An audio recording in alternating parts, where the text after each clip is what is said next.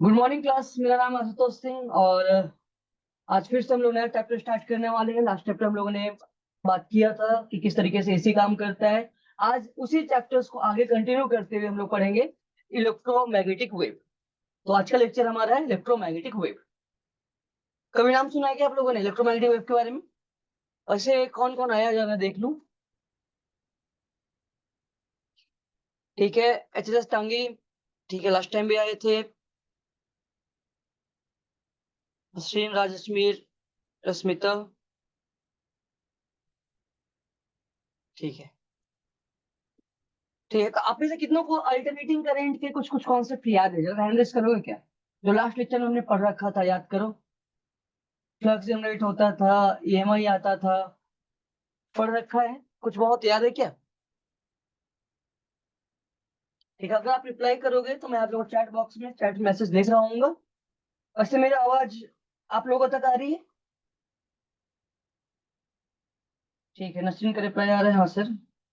Okay. ठीक है।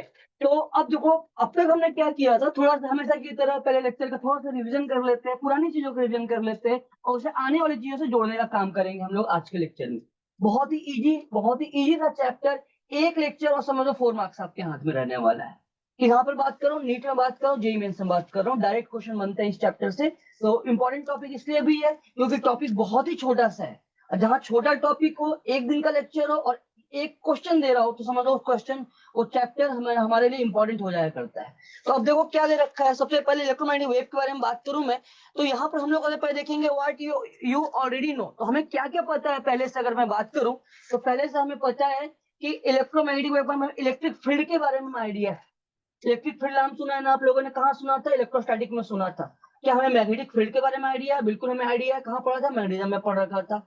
EMI के बारे में हमने पढ़ रखा है। ईएमआई मतलब इलेक्ट्रोमैग्नेटिक इंडक्शन के बारे में पढ़ रखा है। करंट के बारे में पढ़ रखा है। कैपेसिटेंस के बारे में पढ़ रखा है। तो ये सब के बारे में हमें पहले से ही आइडिया है कि हमें क्या क्या पता है। तो इलेक्ट्रिक फील्ड हमें पता है किसकी वजह से आता था, याद करो, चार्ज की वजह से आता था। हमें मैग्नेटिक फील्ड पता है, मैग्नेटिक फील्ड याद करो, करंट की वजह से आता है, मूविंग चार्ज की वजह से आया करता था। तो ये हमने ऑलरेडी हमें पढ़ रखा है। तो इलेक्ट्रोमैग्नेटिक वेव के बारे में अगर मैं बात करूं, जैसा नाम वैसा काम। नाम क्या है, ध्यान से देखना। तो एक है यहाँ पर इलेक्ट्रो वर्ड यूज किया गया है, दूसरा मैग्नेटिक वर्ड यूज किया गया है। यानी एक ऐसा वेव जो इन दोनों से मिलकर बना हुआ है, इलेक्ट्रिक फील्ड से भी बना हुआ है और मैग्नेटिक फील्ड का कॉम्बिनेशन से मिलकर बना हुआ है, उस तरह का वेव के बारे में हम लोग यहाँ स्टडी करने वाले हैं। तो फिलहाल लिखो आप लोग इलेक्ट्रोमैग्नेटिक वेव के बारे में। Wave consist of A electric field and magnetic field. अगर मैं यहाँ बात करूं व्हाट यू लर्न, तो हम लोग लर्न करने वाले हैं यहाँ पर wave consist of A electric field and magnetic field. यानी ऐसा वेव जो इलेक्ट्रिक फील्ड और मैग्नेटिक फील्ड दोनों से मिलकर बना हुआ है, उस तरह के वेव को हम लोग क्या बोलने वाले हैं, जरा कमेंट करो। इलेक्ट्रोमैग्नेटिक वेव बोलने वाले हैं। तो ये हमारा चैप्टर है। क्या आप लोगों को चैप्टर का मतलब समझ में आ रहा है कि हम लोग पढ़ने वाले क्या है आज के लेक्चर में? यानी हम इन दोनों को देखेंगे, इलेक्ट्रिक फील्ड को भी देखेंगे, मैग्नेटिक फील्ड को भी देखेंगे, या बेसिकली मैं बोलूं इन दोनों को जोड़कर देखेंगे। तो उस चैप्टर का नाम दे दिया हम लोगों ने इलेक्ट्रोमैग्नेटिक वेव। स्टार्ट करूं लेक्चर फिर आजकल? क्लियर है यहाँ तक? देखो आगे बात करता हूँ।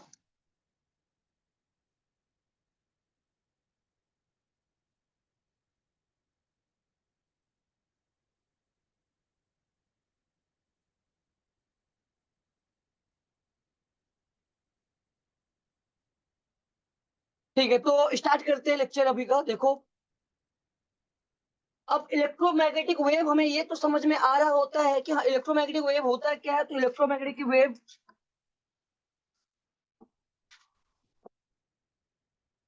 Just wait.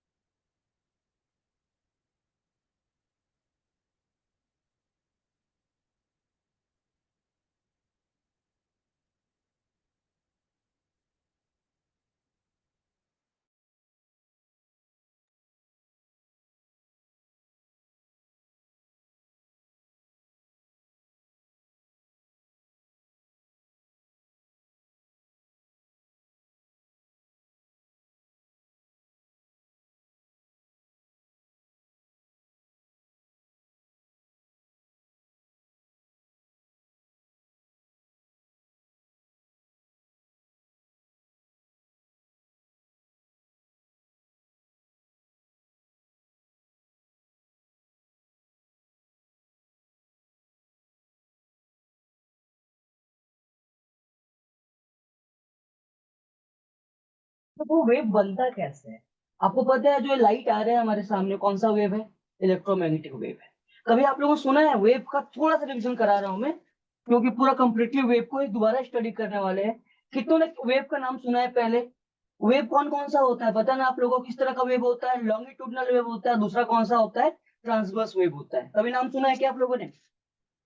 Longitudinal wave, longitudinal wave के बारे में सर वॉइस ब्रेक्स, आवाज आ रही है क्या ठीक से? एचएस टांगी बोलो, वॉइस क्लियर है अभी? तो नेटवर्क चेक करो। नसरीन बोल रही है सर आ रही है आवाज। एचएस टांगी थोड़ा सा अपने नेटवर्क को चेक करो एक बार, या वहां देखो ऑडियो चेक कर लो एक बार, क्योंकि कहीं से रिप्लाई आ रही है। सर यस सर क्लियर है, ठीक है। तो मैं ये बोल रहा था कि आप लोगों ने कभी सुन रखा है क्या कि हाँ वेव दो तरीके से होते हैं? कौन कौन सा वेव होता है? एक होता है ट्रांसवर्स वेव होता है, दूसरा होता है लॉन्गिट्यूडनल वेव होता है। ये मैं रिवीजन करा रहा हूँ, क्लास 11th स्टैंडर्ड में आपने पढ़ा था। तो अब देखो ट्रांसवर्स वेव किसे बोलते हैं? जहां पार्टिकल ऑसिलेट करता है। कहाँ ऑसिलेट करता है? Perpendicular to propagation of wave, उसे हम लोग ट्रांसवर्स वेव बोलते थे, याद करना। और जब वेव का प्रोपगेशन कुछ इस डायरेक्शन में हुआ करता था, along motion of A wave के अलोंग होता था, वेव का ऑसिलेशन, तो उसे हम लोग लॉन्गिट्यूडनल वेव बोला करते थे। तो हम लोग यहाँ पर जो रीड करने वाले हैं इलेक्ट्रोमैग्नेटिक वेव के बारे में, ये देखो इलेक्ट्रोमैग्नेटिक वेव किस तरह का वेव होता है? तो यहाँ ये होता है electromagnetic wave is a transverse wave. सभी को समझ में आ गया? इलेक्ट्रोमैग्नेटिक वेव कौन सा वेव होता है बोलो? ट्रांसवर्स वेव हुआ करता है। सभी को समझ में आ गया? ट्रांसवर्स का मतलब ये हुआ कि यहाँ पर फील्ड में जो भी एलिमेंट है वो एलिमेंट का प्रोपोगेशन या ऑसिलेशन किधर होने वाला है? तो perpendicular to propagation of wave के अलॉन्ग होता है। प्रॉपर्टीज की बात कर रहे हैं तो लिखना आप लोग प्रॉपर्टीज ऑफ ट्रांसवर्स वेव और प्रॉपर्टीज ऑफ इलेक्ट्रोमैग्नेटिक वेव। तो इलेक्ट्रोमैग्नेटिक वेव का पहला प्रॉपर्टीज तो यही है हमारा है कि electromagnetic wave transverse in nature होता है। ट्रांसवर्स का मतलब यहाँ जो एलिमेंट है, नीचे फोकस मत करना फिलहाल, ठीक है? यहाँ पर फोकस कर जो मैं बोल रहा हूँ उस पर। तो electromagnetic wave transverse in nature होता है। ट्रांसवर्स इन नेचर का मतलब यह हुआ कि जो भी इसके एलिमेंट है जिससे मिलकर ये बना है, वो एलिमेंट ऑसिलेट करते हैं। कैसे ऑसिलेट करते हैं? तो ऑसिलेट करते हैं perpendicular to the propagation of wave. समझ में आ गया आप लोगों को इसका क्या मतलब हुआ? जैसे एग्जांपल दे रहा हूं मैं, ये तो समझ में आता है कि हाँ इस तरीके से हो रहा है। अब अगर मैं बात करूं कि ये कैसे बना होता है, देखो कैसे बना होता है। तो यहाँ पर क्या होता है, अगर आप यहाँ ध्यान से देखो, पहले इस वाले पे फोकस करो, रेड वाले पे फोकस करो। इस वाले पे फोकस नहीं करना है, इस वाले पर फोकस करना है। देखो सबसे पहले देखो ये वाला वेव दिखाई दे रहा होगा आपको, सिर्फ और सिर्फ ये वेव दिखाई दे रहा है। कैसे ऑसिलेट कर रहा है? तो मैं बोलूंगा सर ये ऑसिलेट कर रहा है वाई डायरेक्शन में ऑसिलेट कर रहा है। दिखाई दे रहा है क्या आप लोग को वाई डायरेक्शन में ऑसिलेट करता हुआ? सभी को दिखाई दिया वाई डायरेक्शन में ऑसिलेट करता हुआ?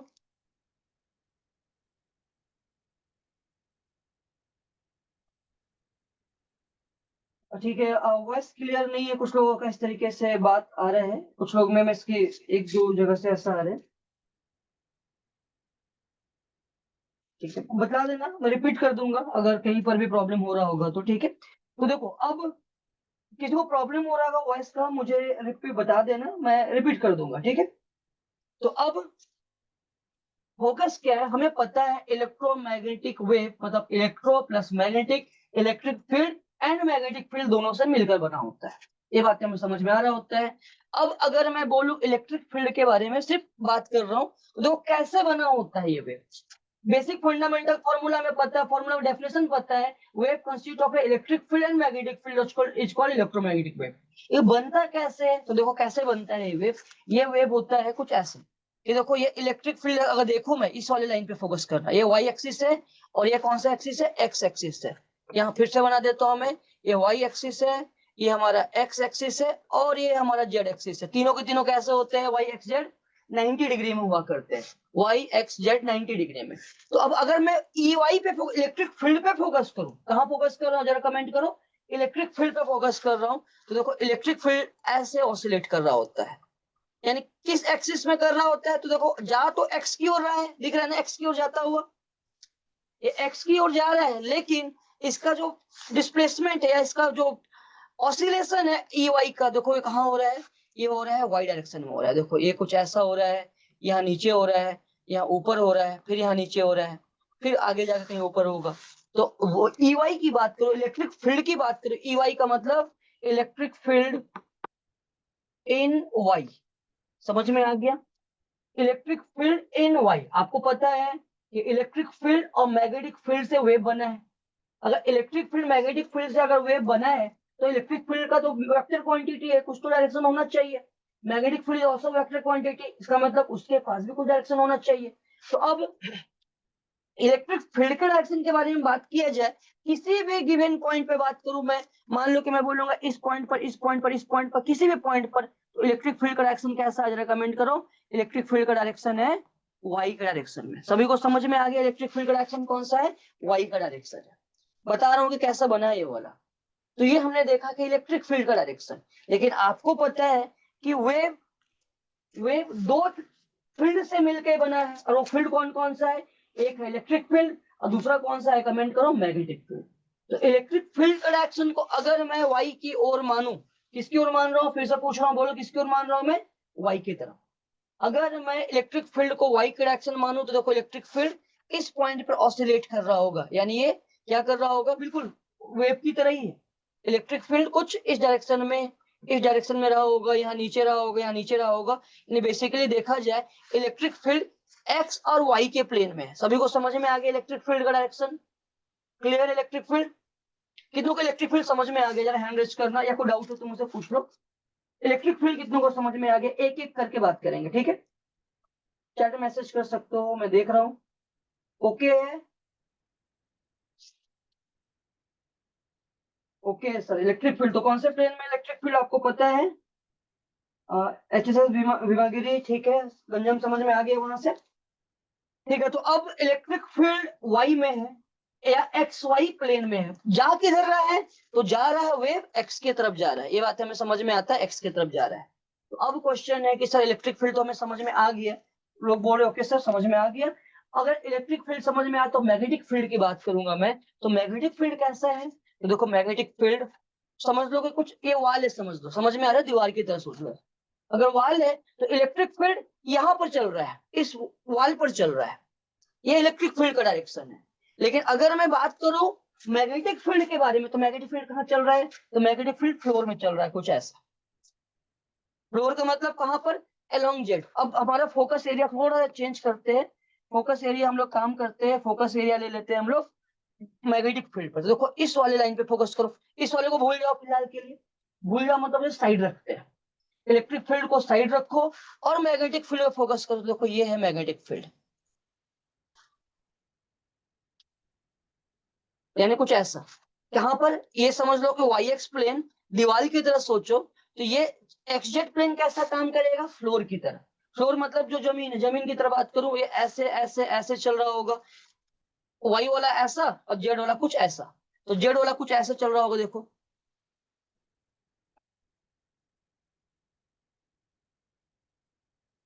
यानी मैग्नेटिक फील्ड कुछ ऐसा रहा होगा, मैग्नेटिक फील्ड कुछ ऐसा रहा होगा। दिख रहा है ना मैग्नेटिक फील्ड? यानी हर एक सिंगल पॉइंट पे मैं बात करूं, किसी भी सिंगल पॉइंट पे अगर मैं बात करूं, तो क्या हो रहा होगा यहाँ पर? अगर इलेक्ट्रिक फील्ड वाई की तरफ है तो मैग्नेटिक फील्ड किधर है? जेड की तरफ है। जरा आंसर करना, electric field and magnetic field के बीच का एंगल कितना है, बता सकते हो आप लोग? आंसर का वेट कर रहा हूँ, बोलो। What is the angle between electric field and magnetic field? दोनों मिलकर बने हैं, ये समझ में आ गया। उसका क्या नाम दिया गया? वेव नाम दिया गया। तो अब मेरा क्वेश्चन आपसे है, बहुत बढ़िया, आंसर आना स्टार्ट हो गया। 90 90 90, ठीक है। कहाँ आंसर आ रहा है ये? जी SSS, ठीक है, बहुत बढ़िया। नसरीन, बहुत बढ़िया, ठीक है। नसरीन लास्ट टाइम आंसर कर रहे थे आप। जी SSS, बहुत अच्छा। और टांगी आवाज नहीं आ रही कि अब तक? आपका तरफ का ही आता है, आपकी तरफ से भी हमेशा? SSS टांगी। सौम्यजीत 90 डिग्री, बहुत बढ़िया, ठीक है। कोई भी डाउट तो पूछ लिया करो, ठीक है? चलो बहुत बढ़िया। यानी आप लोगों को समझ में आ रहा होगा कि electric field and magnetic field के बीच का एंगल है 90 डिग्री। 90 डिग्री मतलब ये अगर EY इधर हो गया, BY इधर हो गया। समझ में आ गया? ये क्या है? डायरेक्शन ऑफ फील्ड है। सभी को समझ में आया डायरेक्शन ऑफ फील्ड? अब आपको क्लियर है कि EY भी है, BY भी है, यानी कुछ इस तरीके से चल रहा है। इलेक्ट्रिक फील्ड ऐसा है तो मैग्नेटिक फील्ड ऐसा है। दिख रहा होगा आप लोगों को, यहाँ पर भी दिख रहा होगा। और कहीं कहीं भी डायग्राम बना दूं मैं, कहीं भी, कहाँ बनाऊं? तो एक काम करता हूँ, यहीं पर बनाता हूँ। देखो यहाँ भी बनाऊंगा, इलेक्ट्रिक फील्ड इधर है, मैग्नेटिक फील्ड इधर, देखो यहाँ भी 90 डिग्री है। यहाँ बनाऊंगा तो देखो यहाँ भी 90 डिग्री है। तो इलेक्ट्रिक फील्ड मैग्नेटिक फील्ड से इलेक्ट्रोमैग्नेटिक वेव बना। और जहां पर इलेक्ट्रिक फील्ड मैग्नेटिक फील्ड दोनों के दोनों कैसे एक्ट कर रहे हैं, तो 90 डिग्री पे एक्ट कर रहे हैं। यानी मैं किसी भी पॉइंट पर चला जाऊं, मैं किसी भी पॉइंट पर चला जाऊं, मान लो कि इस तरफ वेव प्रोपोगेट कर रहा है। किधर कर रहा है? एक्स की तरफ कर रहा है। कौन सा वेव की बात कर रहे हैं? Electromagnetic wave. कौन है इलेक्ट्रोमैग्नेटिक वेव? तो एक सिंपल से एग्जांपल जो हम लोग आसपास देखते हैं वो लाइट। कौन से लाइट की बात कर रहा हूँ? सनलाइट की बात कर रहा हूँ मैं। कोई नॉर्मल लाइट की बात करो, लाइट इज ऑल्सो वेव। अगर आप लोगों को पता है थोड़ा बहुत लाइट के बारे में, तो लाइट भी एक वेव है। वेव ऑप्टिक्स में आप लोग पढ़ोगे इसके बारे में डिटेल में। डिटेल में बात करने वालों को क्या क्या नेचर शो कर सकता है वेव होने की वजह से। लेकिन अगर मैं बोलूं कि लाइट एक वेव है, यानी समझ लो कि आपने जैसा टॉर्च जलाया, इधर से टॉर्च जलाऊंगा तो क्या रोशनी इधर आएगा मेरे तरफ या दूर जाएगा मेरे से? सिंपल सा लॉजिक है। अगर मैं यहाँ से टॉर्च जलाऊंगा तो ऑब्वियस सी बात है, यहाँ से लाइट गया होगा, उस तरफ गया होगा लाइट। कहाँ गया? इस तरफ गया लाइट। तो लाइट उस तरफ गया तो मैं ये बोलूंगा लाइट अगर उधर जा रहा है तो लाइट किससे मिलकर बना है? तो लाइट बना है electric field and magnetic field से मिलकर बना है। तो मैं यहाँ बोलूंगा तो देखो इलेक्ट्रिक फील्ड कैसा होगा? तो इलेक्ट्रिक फील्ड ऐसा होगा और मैग्नेटिक फील्ड कुछ ऐसा होगा किसी भी गिवन पॉइंट पर। ये EY हो गया, ये BY हो गया। यानी जैसे जैसे जैसे मैं आगे जाऊंगा, जाता चला जाऊंगा, इलेक्ट्रिक फील्ड मैग्नेटिक फील्ड माना कि चेंज हो रहा होगा, लेकिन फिर भी दोनों के बीच का एंगल कितना रहेगा हमेशा? तो दोनों के बीच का एंगल होने वाला है 90 डिग्री होने वाला है। तो आप लोगों को एंगल के बारे में मैं आइडिया दे रहा था, तो एंगल आप लोगों को रिप्लाई आ रहे हैं 90 डिग्री। इसका मतलब आप लोगों को ये बातें थोड़ा समझ में आ गया। फिर भी किसी को डाउट होगा, फिर भी अगर किसी को डाउट होगा तो चाहे तो पूछ सकता है। क्या क्लियर है आप लोगों को?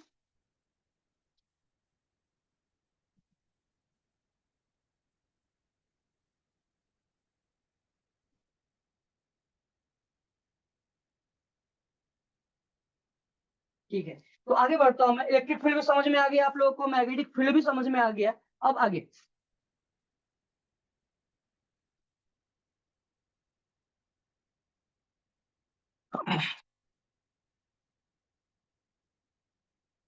उन्हीं चीजों को वापस बात कर रहे हैं। थोड़ा बहुत मैं आपको रिवीजन कराने के लिए है। आइए पे डाउट, हाँ बोलो क्या डाउट है? ये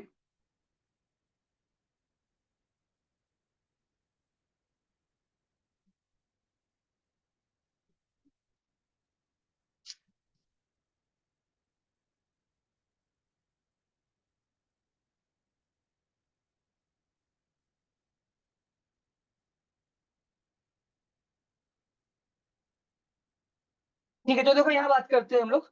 तो वेव इक्वेशन के बारे में अगर मैं बात करूं, अब थोड़ा सा रिवीजन करते हैं, क्योंकि देखो ऑलरेडी हमें पता है कि हम लोग इलेक्ट्रोमैग्नेटिक वेव पढ़ रहे हैं। जब वेव पढ़ रहे हैं तो अभी बता, वो बिना वेव की थ्योरी के तो हम लोग वेव पढ़ नहीं सकते। तो थोड़ा सा वेव का रिवीजन कराता हूँ, और याद होगा तो तेजी से बोलना कि हाँ सर याद आ गया, हमने 11th में ये पढ़ रखा था। अगर आप लोग को थोड़ा बहुत लग रहा होगा नहीं सर याद नहीं आ रहा है, तो मैं उसके बारे में बात कर लूंगा, ठीक है? तो देखो वेव क्या होता है, वेव के बारे में बेसिकली ट्रांसवर्स वेव के बारे में ही भी बात कर रहा हूं मैं। तो वेव क्या होता है कि जैसे जैसे वेव एक फंक्शन होता है, किसका फंक्शन होता है? तो पहले इक्वेशन ऑफ वेव के बारे में बात करूंगा मैं। इक्वेशन ऑफ वेव में wave is a function of x comma T. X comma T का मतलब क्या हुआ कि एक वेव दो चीजों पर डिपेंड करता है। किन पर डिपेंड करता है? जैसे कि मान लो कि मैं वेव का एक एलिमेंट हूं या पार्टिकल हूं, तो जो मेरा इक्वेशन है वो डिपेंड्स करेगा। किन पे डिपेंड करेगा? तो पहला चीज तो डिपेंड करेगा कि जैसे कि मान लो ये आप वेव के एक पार्टिकल हो मान लो, तो अगर मैं आपके इक्वेशन के बारे में बात करूंगा तो किन पर डिपेंड करेगा? तो वो डिपेंड करेगा कि आपका पोजीशन कौन सा है। पहला चीज पोजीशन डिपेंड्स करता है। यानी कभी भी किसी वेव के एक पार्टिकल के बारे में आपको जानना है, एलिमेंट के बारे में जानना है, तो आपको पता होना चाहिए कि वो किस पोजीशन पे बैठा हुआ है। पहला, कौन से लोकेशन में? जैसे मान लो कि आप लोगों का लोकेशन फिलहाल है आपका क्लासरूम, तो ठीक है। लोगों ने बोला कि अगर मुझे मान लो कि किसी को भी ढूंढना है, किसी को भी मैं ढूंढ रहा हूँ यहाँ पर, अब ढूंढ रहा हूँ, मैं बोलूंगा कि नहीं देखो, मैं बात करूंगा कि एचएस टांगी में गया और मैं बोलूंगा कि कोई स्टूडेंट होगा, अब उस स्टूडेंट से मैं बोलूंगा कि काम करता हूँ, मान लेता हूँ स्टूडेंट का नाम राम है, ठीक है। अब मैं उसे बोलूंगा कि राम कहाँ पर है, तो राम का पोजीशन कहाँ है, तो बोलेगा सर इस स्कूल में, क्लासरूम में। यानी आपने अगर वो वेव का एक पार्टिकल की तरह उसे देखा है, तो आपने बता दिया कि उसका पोजीशन वहां पर है। तो पोजीशन के बारे में आप कमेंट कर पाए हैं उस पार्टिकल का, उस वेव के एलिमेंट का, ये बात समझ में आता है।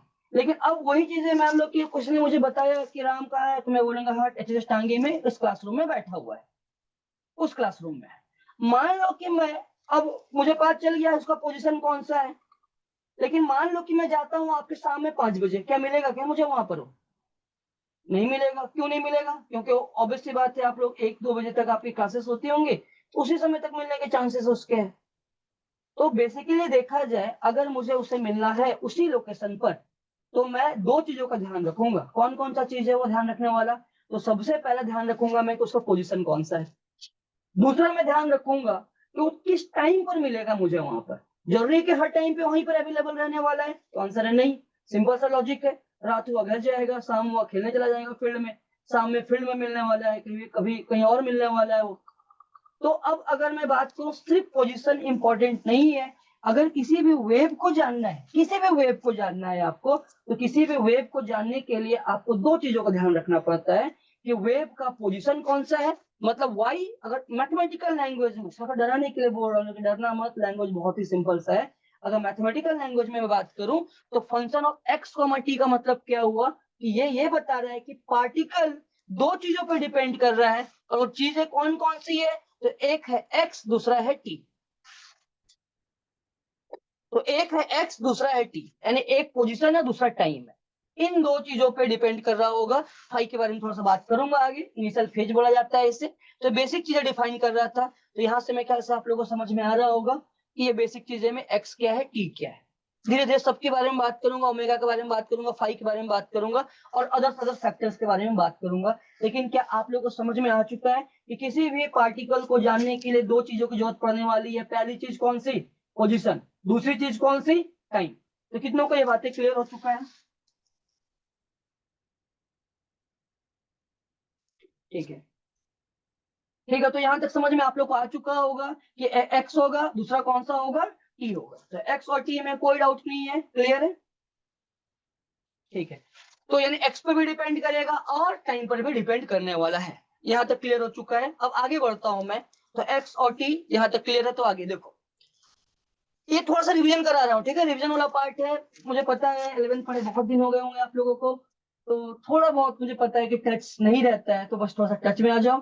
फिर दिखेगा कि सर ये तो सेम चीजें रिपीट कर रहे हैं हम लोग 12 में भी। तो एक्स कोमा टी, यानी एक्स पे भी डिपेंड करेगा, टी पे भी डिपेंड करेगा। अब इसके आगे अगर मैं बात करूं, तो देखो, फिर से वही वेव प्रोपगेशन की बात कर रहे हैं हम लोग। तो यहाँ पर हमें समझ में आ रहा होता है,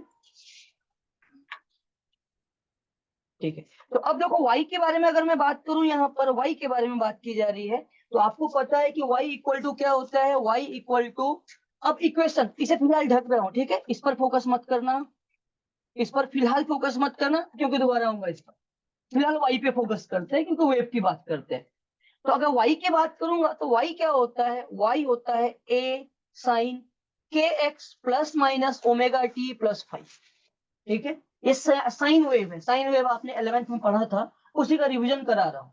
डायरेक्टली बोलता तो लोगों को याद नहीं आता, सर कभी तो पढ़ा था, याद नहीं आ रहा है हमें। लेकिन अब अगर मैं बताकर बता रहा हूँ, देखो 11th में आपने पढ़ रखा था, याद आ जाएगा।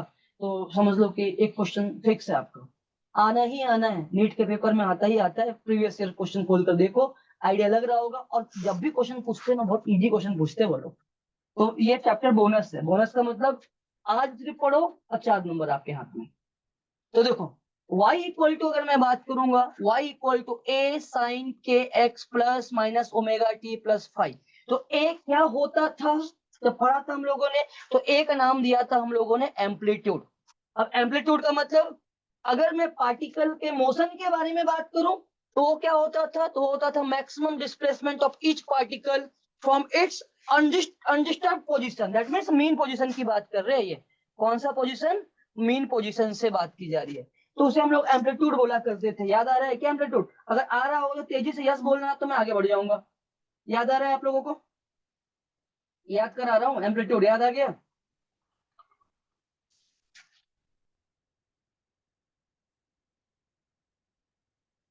ठीक है, तो एम्पलीट्यूड नसरुन याद नहीं आया क्या एम्पलीट्यूड किसे बोलते थे?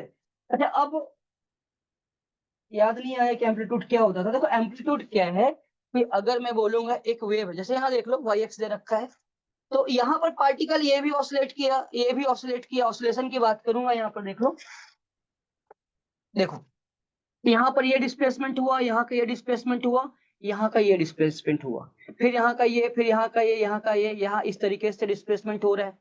तो अब आप बताओ कौन सा पोजीशन है जहां मैक्सिमम डिस्प्लेसमेंट है? तो मैक्सिमम डिस्प्लेसमेंट कहां पर है? ये वाला लोकेशन दिखाई दे रहा है ना, और यहाँ ये लोकेशन दिखाई दे रहा है। तो ये इसे मैं ए बोलूंगा, प्लस ए बोलूंगा, तो नीचे वाले को मैं बोलूंगा माइनस ए। तो ये जो डिस्प्लेसमेंट यहाँ का दिखाई दे रहा है उसे हम लोग बोलते हैं, या यहाँ का दिखाई दे रहा होगा आप लोगों को, एक कंप्लीट वेव बना हुआ है ये, तो इसे हम लोग बोलते हैं एम्पलीट्यूड बोला करते हैं, maximum displacement from this mean position, तो इसे हम लोग एम्पलीट्यूड बोलते हैं। तो एम्पलीट्यूड का मतलब समझ में अब आ गया क्या? याद आया? याद नहीं पे तो समझ में आ गया क्या एम्पलीट्यूड का मतलब? यस सर, क्लियर है? ठीक है, तो एम्पलीट्यूड समझ में आया कि एम्पलीट्यूड इसे बोला जाता है, क्लियर हो गया एम्पलीट्यूड। इसके बाद आता है वेवलेंथ। वेवलेंथ क्या होता है? तो देखो distance between two consecutive crest and trough, इसका क्या मतलब हुआ? इसका मतलब हुआ ट्रॉ का मतलब जहां मिनिमम होता है, क्रेस्ट का मतलब जहां मैक्सिमम होता है। अगर मैं इस तरह के पॉइंट से लेके, यानी एक कंप्लीट वेव जब बनता है, सोचो यहां से स्टार्ट किए यहां तक आया एक वेव कंप्लीट, इसके बाद यहां से आओगे, फिर यहां जाओगे दूसरा वेव कंप्लीट, फिर आगे जाओगे तीसरा वेव कंप्लीट। सभी को समझ में आ गया वेव का कंप्लीटेशन? तो वेवलेंथ का मतलब होता है कि अगर आप यहां से लेकर ये मैक्सिमम से लेकर सेम टाइप का मैक्सिमम, जैसे ये तो मैक्सिमम है लेकिन नीचे की ओर है, सेम टाइप का कब आएगा? जब ये ऊपर आएगा। सेम फेज बोलते हैं इसे, ठीक है, इन फेज बोलते हैं, इन फेज। तो अब अगर मैं बोलूंगा इस पॉइंट से लेके इस पॉइंट के बीच का जो डिस्टेंस है, लेमडा बोला जाता है इसे। लेमडा का मतलब वेवलेंथ। तो वेवलेंथ का भी मतलब आप लोगों को क्लियर हो रहा होगा। बेसिकली मैं आपको एक चैप्टर नहीं, आज दो दो चैप्टर पढ़ा रहा हूँ। एक वेव पढ़ा रहा हूँ क्लास 11th का, समझ लो, इसे इस तरीके से भी देख सकते हो। और इलेक्ट्रोमैग्नेटिक वेव तो ही हमारा।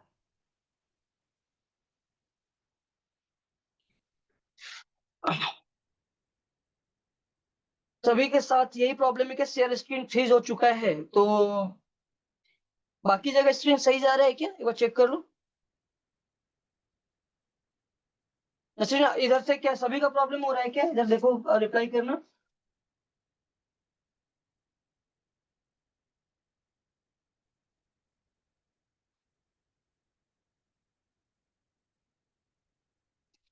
ठीक, कोई बात नहीं, मैं दोबारा स्क्रीन शेयर कर देता हूँ।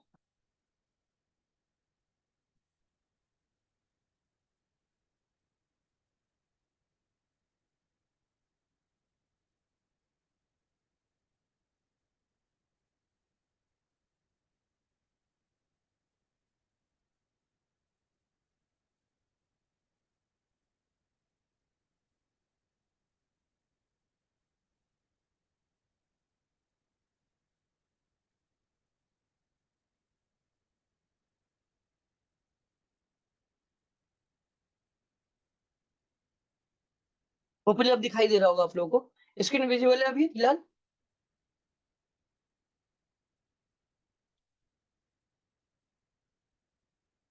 अब तो प्रॉब्लम नहीं है, ठीक है अभी स्क्रीन।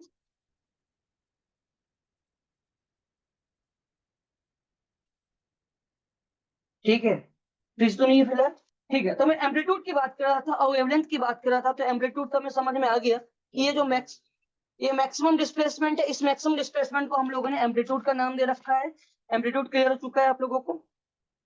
ठीक है, तो देखो ये हमारा एम्पलीट्यूड हुआ करता था, ये एम्पलीट्यूड हुआ करता था, और इस लेंथ को हम लोग क्या बोलते थे? इस लेंथ को हम लोग बोलते थे वेवलेंथ, लैम्डा बोला करते थे। अभी स्क्रीन ठीक है ना? आप लोगों को समझ में आ रहा है, दिखाई दे रहा है? ओके, मैं कैसे प्रॉब्लम हो रहा है, स्क्रीन दिख नहीं रहा है जहां तक मैं देख पा रहा हूँ।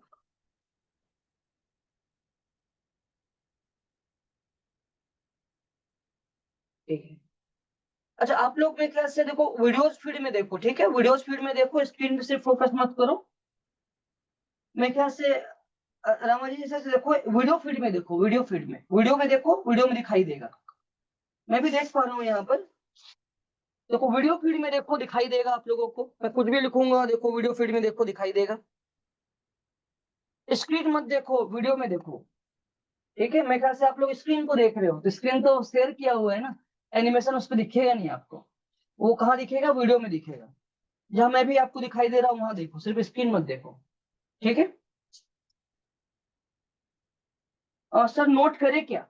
मैं थोड़ा समझने की कोशिश करो, जहां क्वेश्चन दूंगा सॉल्व कर लेना, और मैं इस नोट्स को शेयर कर दूंगा आप लोगों से, बेटर रहेगा। क्योंकि थ्योरेटिकल लेक्चर है थोड़ा सा, electromagnetic wave is theory, little bit theory है, तो अगर थ्योरी है तो थोड़ा बहुत आप लोगों को मैं शेयर कर दूंगा, और जहां इंपॉर्टेंट रहेगा वहां शेयर कर लेंगे। रिविजन वाला पार्ट है तो इसे मत लिख लो, समझा रहा हूँ समझ लो, नहीं समझ में आया पूछ लो मुझसे, ठीक है।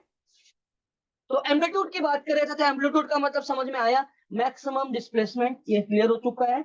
वेवलेंथ के बारे में बात किया गया, तो वेवलेंथ क्या है, वेवलेंथ इज लैम्डा, ये समझ में आता है आप लोगों को। तो देखो आगे बात करते हैं, यहां तक क्लियर हो चुका है। अब दूसरा क्या होता है, एक होता है वेव नंबर। ये क्या होता है वेव नंबर? देखो वेव नंबर का मतलब होता है, यहाँ लिख भी रखा है, देखो वेव नंबर,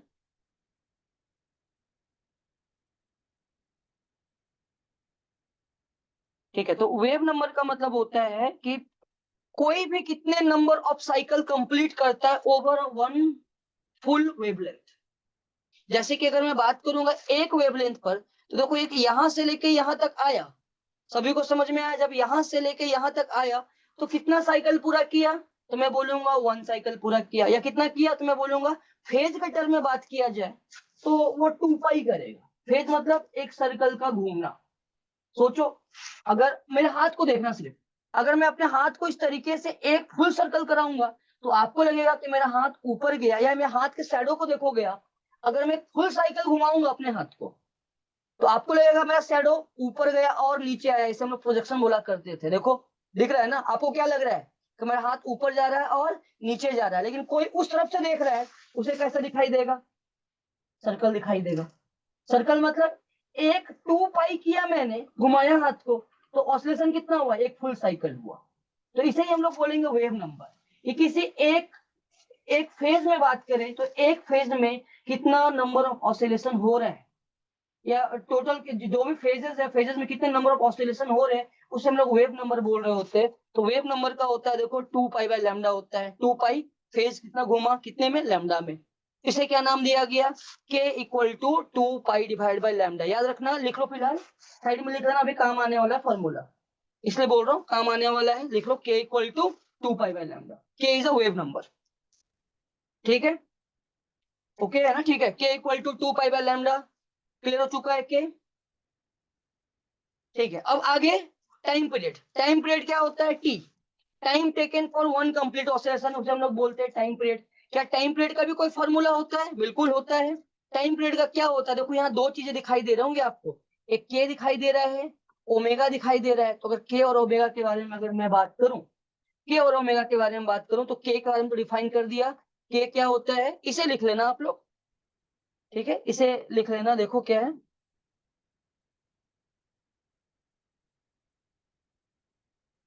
सबसे पहले के की बात करता हूं, तो के क्या है, तो के के बारे में लिखना, के इज इक्वल टू,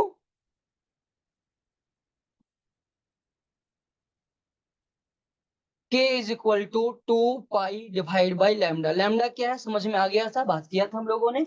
तो k equal to 2 pi lambda important है, याद रखना, k equal to 2 pi lambda, star mark रख रहा हूँ, डायरेक्टली पूछा जाता है इक्वेशन देखकर। और दूसरा क्या है, ओमेगा, ओमेगा में टाइम पीरियड की बात करूंगा, तो टाइम पीरियड होता है दैट इज इक्वल टू 2 पाई/ओमेगा। अब ओमेगा क्या है, तो ओमेगा को हम लोग बोलते हैं एंगुलर फ्रीक्वेंसी। एंगुलर फ्रीक्वेंसी का मतलब ये हुआ कि कितनी कितने ऑसिलेशन कर रहा है वो, कितना ऑसिलेशन कर रहा है, एक 2 पाई में, तो टी इक्वल टू 2 पाई/ओमेगा। इसे हम लोग बोलेंगे टाइम पीरियड। या ऐसा सोचो सर्कल में कोई पार्टिकल घूम रहा है ओमेगा से, वो जो सर्कुलर प्रोजेक्शन से याद कराता हूँ, अगर सर्कल में कोई पार्टिकल घूम रहा है तो 2 पाई ट्रेवल करने में एक ऑसिलेशन होता है। देखो 2 पाई ट्रेवल किया, पार्टिकल का एक ऑसिलेशन दिखाई देता है आपको। जब 2 पाई ट्रेवल किया तो ओमेगा से किया तो टाइम कितना होगा, तो टाइम हो जाएगा 2 पाई/ओमेगा। और के का वैल्यू भी आप लोगों को समझ में आ गया होगा, 2 पाई/लैम्डा, ठीक है। तो ये दो चीज, तीन चीजों को याद रख लेना है, टाइम पीरियड इक्वल टू 2 पाई/ओमेगा। ये बेसिक रिवीजन करा रहा था थोड़ा सा वेव का, तो क्या थोड़ा बहुत याद भी आ गया, समझ भी आ गया आप लोगों को? समझ में आ गया हो तो यस सर। ऑसिलेशन का मतलब है to and fro motion, particle का ऊपर जाना, नीचे आना और ऊपर आना, उसे ऑसिलेशन बोलते हैं। ठीक है,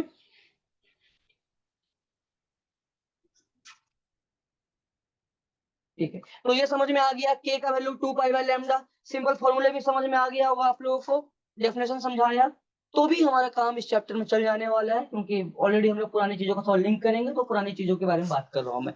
तो के equal 2 pi by lambda, time period equal 2 pi divide by omega. तो यहाँ तक समझ में आ गया है। तो देखो आगे बात करता हूँ मैं, आगे हाँ इसे लिख लेना, इन दोनों फॉर्मूले को लिख लेना, काम का फॉर्मूला है।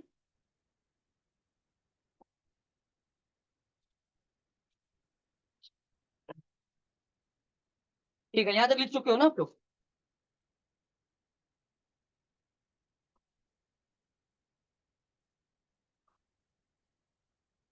ठीक है, वही चीज है, फ्रीक्वेंसी है, एंगुलर फ्रीक्वेंसी है, अभी जो लिखा था उन्हीं चीजों को लिखा है। फ्रीक्वेंसी का मतलब ऑसिलेशन पर सेकंड, तो 1/t को बोलते हैं। अब मैं वापस आता हूँ वेव के इक्वेशन जिसके बारे में हम लोग बात कर रहे थे। तो देखो वेव प्रोपेगेशन के बारे में बात किया।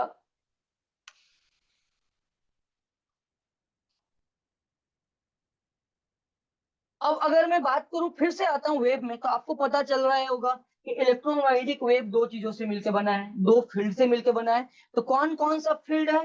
तो सर एक तो हमें पता है इलेक्ट्रिक फील्ड होता है, दूसरा कौन सा होता है बोलो, दूसरा कौन सा होता है? मैग्नेटिक फील्ड होता है। सभी को समझ में आता है, एक इलेक्ट्रिक फील्ड, दूसरा मैग्नेटिक फील्ड। फिर से पूछ रहा हूँ, क्या 10 मिनट पहले की बातें याद है या नहीं है? ये इलेक्ट्रिक फील्ड और मैग्नेटिक फील्ड के बीच का एंगल क्या होता है? रिप्लाई करो तेजी से। What is the angle between electric field and magnetic field? हाँ तेजी से रिप्लाई करो, बहुत अच्छा। एचएसएस रामाजी, एचएसएस बहुत बढ़िया। और कोई? तेजी से बोलो। What is the angle between electric field और मैग्नेटिक फील्ड? 90 90 90, बहुत अच्छा 90। सभी को समझ में आता है कि इलेक्ट्रिक फील्ड और मैग्नेटिक फील्ड के बीच का एंगल क्या होता है? 90 डिग्री होता है। कैसा होता है तो मुझे ये याद कराने की जरूरत नहीं है, मैं कैसे आप लोगों को जस्ट अभी पढ़ रखा था। क्या पढ़ा था कि अगर इलेक्ट्रिक फील्ड वाई में है, इलेक्ट्रिक फील्ड कहां पर है? वाई में है। मैग्नेटिक फील्ड कहां पर है? जेड में है, बी जेड बोल देता हूं। तो इस तरफ हमारा वेव प्रोपोगेट कर रहा होगा एक्स में।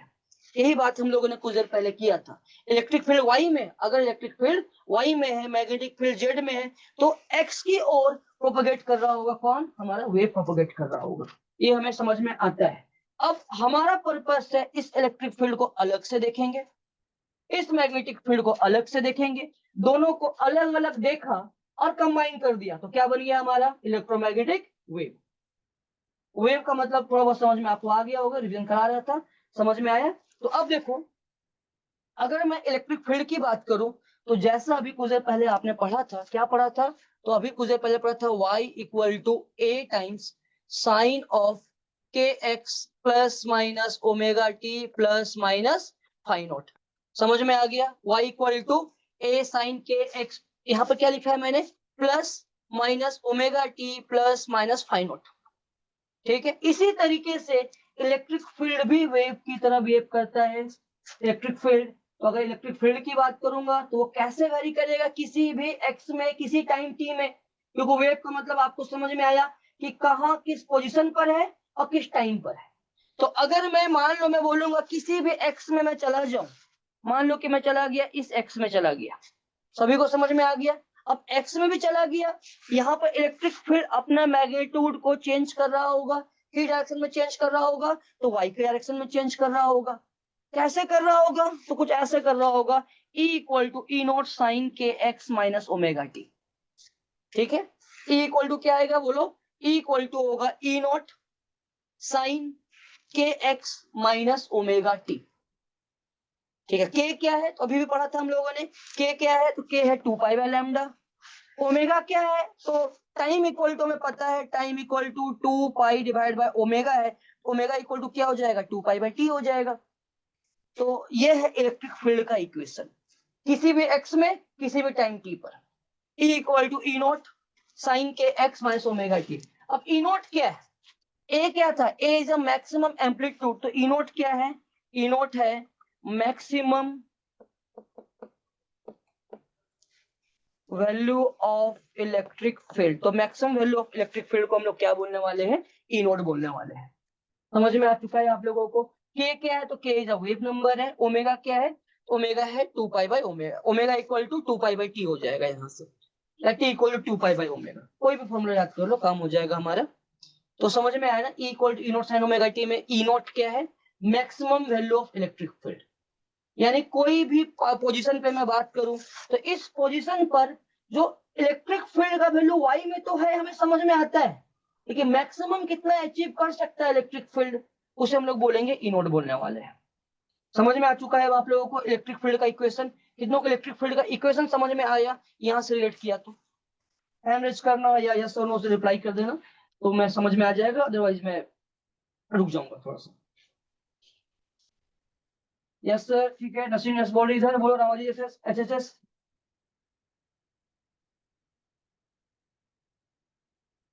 Amarjeet yes sir, okay okay, ठीक है।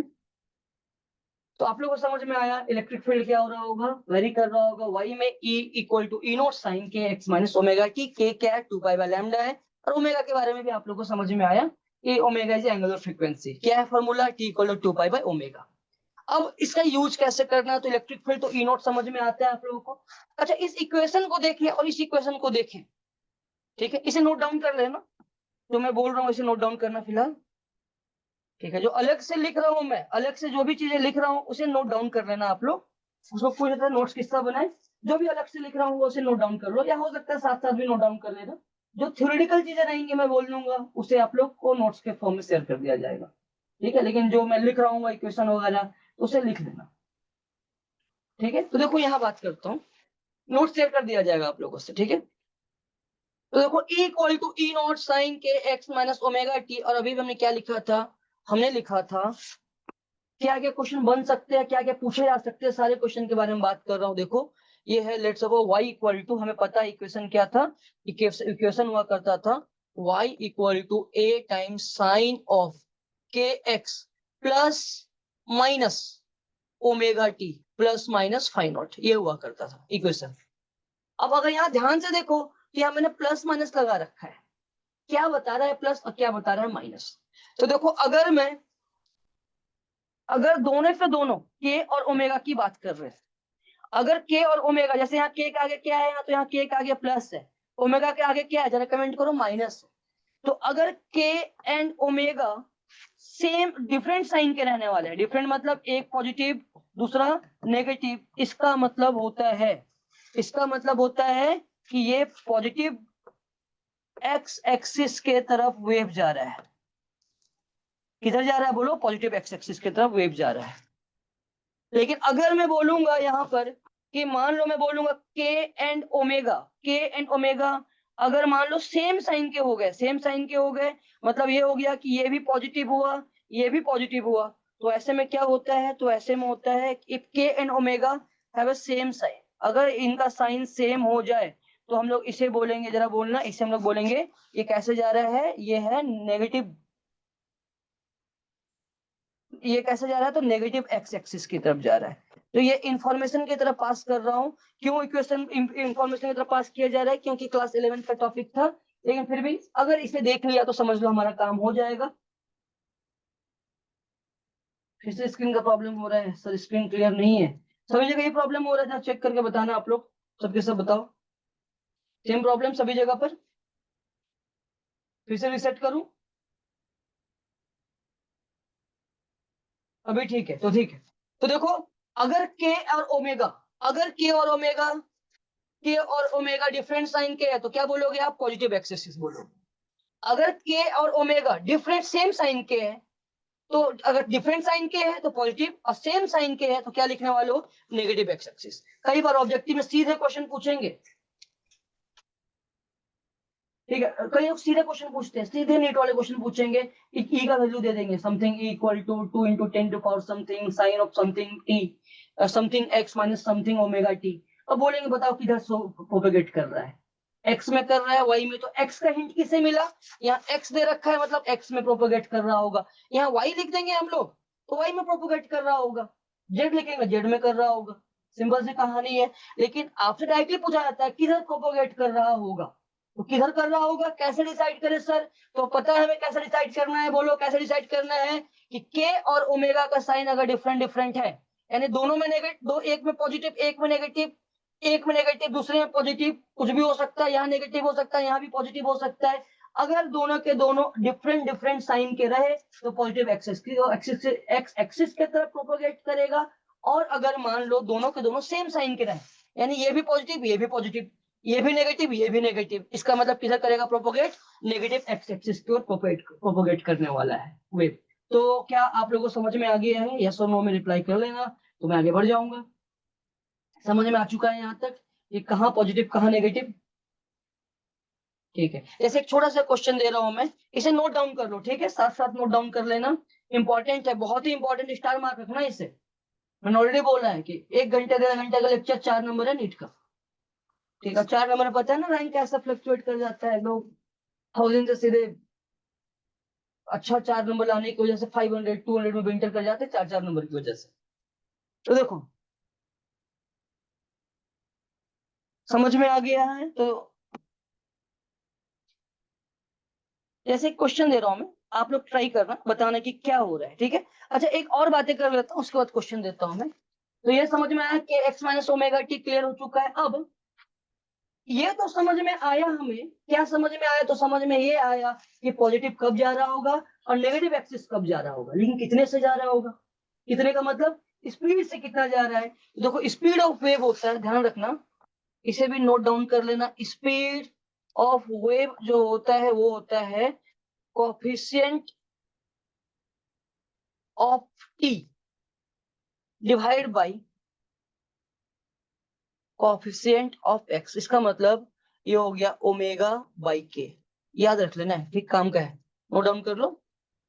Speed of wave is omega by k. Speed of wave is omega by के।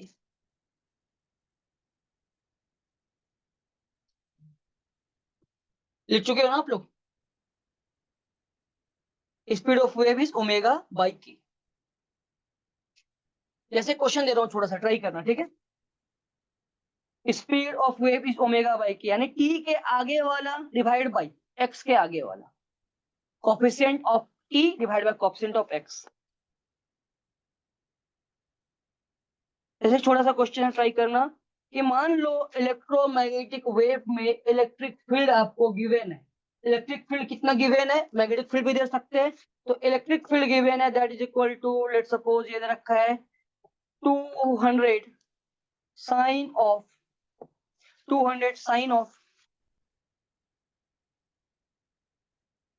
2 इंटू 10 टू पावर, ऐसे ऐसे लिख लो, ठीक है। 2 इंटू, इसे लिख लो 2 into 10 to power 4 into X minus, इसे लिख लो आप लोग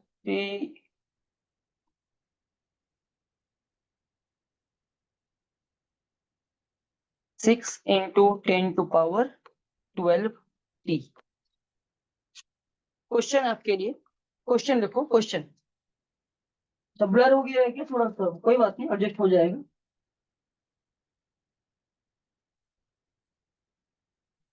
हाँ कोई बात नहीं, मैं ठीक कर रहा हूँ ब्लर को।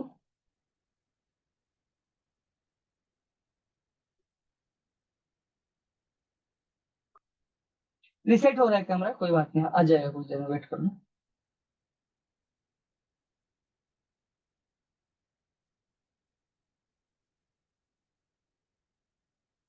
ठीक है, आ गया? ठीक है, बोलो क्या होगा? What is the speed of wave? What is the speed of wave? बोलो। एवरीथिंग इज यूनिट, यूनिट के साथ में सब कुछ। Answer along with unit. निकाल सकते हो आप लोग? चैट में आपके आंसर का वेट कर रहा हूँ।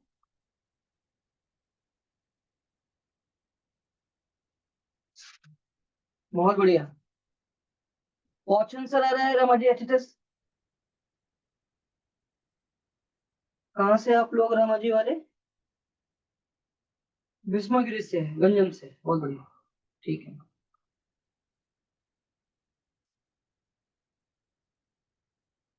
तो बहुत अच्छा। और भी बाकी लोग बोलो आंसर क्या होगा, तेजी से आंसर करो, तब तो आगे बढ़ूंगा मैं। आपके आंसर का ही वेट कर रहा हूँ, दिख रहा है ना?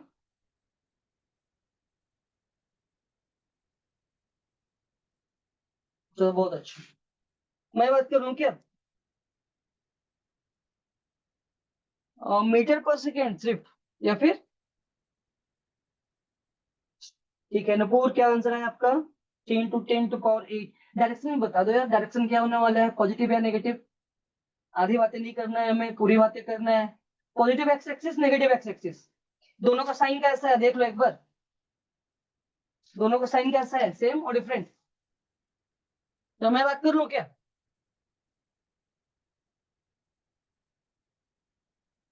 मुझे बात करना पड़ेगा, बहुत बढ़िया बहुत बढ़िया, पॉजिटिव पॉजिटिव पॉजिटिव, यानी पॉजिटिव चल रहा है हमारी जिंदगी में सब कुछ अभी फिलहाल।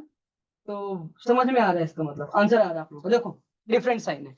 तो अब आपको पता है कि अगर स्पीड ऑफ वेव के बारे में बात किया जाए, जो कि यहाँ इलेक्ट्रोमैग्नेटिक वेव है या इलेक्ट्रिक फील्ड का है यहाँ पर, तो अगर मैं बात करूं तो क्या होगा, speed of wave v equal to coefficient of t। तो कोफिशिएंट ऑफ t क्या है, 6 × 10⁻12 हो गया, और कोफिशिएंट ऑफ x क्या है, 2 × 10⁻4 हो गया। सॉल्व करेंगे इसे तो कितना आ जाएगा बोलो, 3 × 10⁻4 है या 12 है, तो ये हो जाएगा 10⁻8 यूनिट के साथ बोला है, तो ये हो गया मीटर पर सेकेंड। तो ये हो गया 3 × 10⁻8 मीटर पर सेकेंड।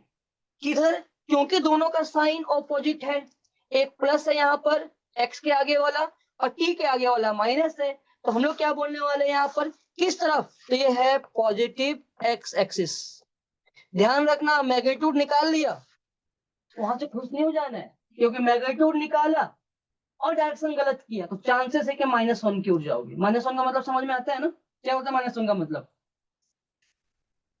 नीट का पैटर्न का पेपर सॉल्व कर रहे हो आप लोग तो समझ में आता है, माइनस का मतलब क्या होता है कि गलत करेंगे तो हम लोग एक नंबर कट जाते हैं, हमारे -1 हो जाएंगे। और अगर मान लो कि आंसर ही नहीं आया, ये भी नहीं आया, तो 0 तक पहुंचोगे। तो बात है कि आधा अधूरा नहीं पढ़ना है, पढ़ना है तो पूरा पढ़ना है, क्योंकि नेगेटिव नंबर को अवॉइड कर सके। नहीं आता है तो 0 आता है, लेकिन अगर आधा अधूरा आता है तो -1 पहुंचते हैं हमेशा हम लोग। इसीलिए ध्यान रखना है कि स्पीड ऑफ लाइट का मैग्नीट्यूड भी दिमाग में रखना है, और साथ में डायरेक्शन भी दिमाग में रखना है। अच्छा, 3 × 10⁸ मीटर पर सेकंड को जाना पहचाना है क्या? कभी नाम सुना है इसका? 3 × 10⁸ मीटर पर सेकंड क्या होता है ये? अरे बोल भी दो, क्या होता है 3 × 10⁸ मीटर पर सेकंड? किसकी स्पीड होती है ये? हाँ हाँ बोलो, किसकी स्पीड होती है 3 × 10⁸ मीटर पर सेकंड? क्लास 6, 7, 8, 9 में कभी कोई बात नहीं, याद करा दूं? हाँ बहुत बढ़िया, लोग ने खुद याद करना स्टार्ट कर दिया। लाइट की स्पीड होती है सर, और light is electromagnetic wave. Starting यहीं से की है हम लोगों ने, light is also electromagnetic wave. तो ये लाइट की स्पीड हमारे सामने है 3 × 10⁸ मीटर पर सेकंड, आंसर हमारे सामने रहा। तो यहाँ तक समझ में आ गया कि आप लोगों को? बढ़ जाऊं आगे, तो हमने ई के बारे में सीखा बात करना। जैसा ई, तो ई किधर है, वाई की तरफ है। समझ में आ गया ई के बारे में बात करना आप लोगों को। अब नोट डाउन कर चुके हो, आंसर आ चुका है, जिनका आंसर आया कोई बात नहीं, सीख लो साथ साथ में, ठीक है? साथ साथ सीख लोगे, काम हो जाएगा हमारे वहां से भी। और इस बात सीखने के लिए हम लोग यहाँ पर आए हुए हैं, ठीक है? अब जैसा ई था, अब देखो मुझे यहाँ बात करने की भी बहुत ज्यादा जरूरत नहीं पड़ेगी, क्योंकि अब आप लोग लॉजिक के बेसिस पर डिसाइड कर लोगे। जैसा ई था वैसा बी है। अलग बात है, ई वाई में था तो बी कहाँ था, जेड में था। तो देखो बी इक्वल टू क्या लिखोगे, इसे मैं काम करता हूँ, नाम चेंज करता हूँ, इसका नाम बोल देता हूँ मैं बी जेड। यानी बी के डायरेक्शन में है तो बी है जेड डायरेक्शन में है। बी जेड डायरेक्शन में वो कितना है, बी नॉट साइन के x minus omega T. Same कहानी, सब कुछ सेम है, इसे फोकस मत करो। के का वैल्यू सेम है, ओमेगा का वैल्यू सेम है, जैसे इलेक्ट्रिक फील्ड में हुआ करता था। अलग बात है, ई की जगह कौन आ गया, बी आ गया। ई की जगह कौन आया, बी आ गया। और बी क्या है, तो बी इक्वल टू है बी नॉट साइन के एक्स माइनस ओमेगा टी। वही कहानी, क्या है स्पीड, स्पीड क्या होता है, जिसे बोलो स्पीड क्या होगा, स्पीड हो जाएगा यहाँ पर कमेंट करना ओमेगा बाई के। दोनों का साइन डिफरेंट है, कैसा होगा, positive x negative x, positive x. दोनों का साइन सेम होता, क्या होता, नेगेटिव एक्स। तो वही कहानी जो आपने इलेक्ट्रिक फील्ड के बारे में बात किया, सब कुछ same as it is same. और फर्क इतना सा है कि बात किसके बारे में की गई है, मैग्नेटिक फील्ड के बारे में बात की है। समझ में आ चुका है अब आप लोगों को, दोनों के दोनों क्लियर हो चुका है, इलेक्ट्रिक फील्ड और मैग्नेटिक फील्ड? ओके ठीक है।